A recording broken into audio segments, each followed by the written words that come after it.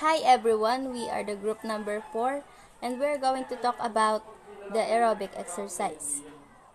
I am the first reporter of this group. My name is April Samantha De Lerona from 1B. Aerobic exercise is also known as cardio. It is a physical exercise that is relatively low intensity na nakadepende or nakasalalay sa pagbuo ng enerhiya ng aerobics or what we call aerobic energy generating process.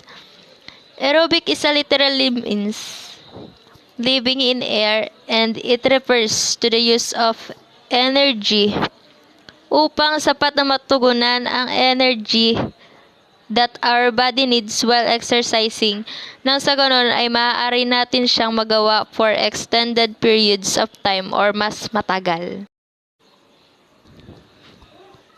And according to the American Heart Association, performing aerobics regularly is good for the heart, lungs, and circulation and also helps maintain good physical fitness.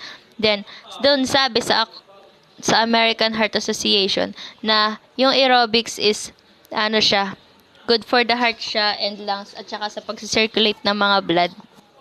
And it also help us to maintain our fitness or yung physical fitness natin.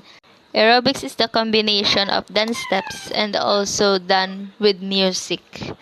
And one of the example of aerobic is the Zumba.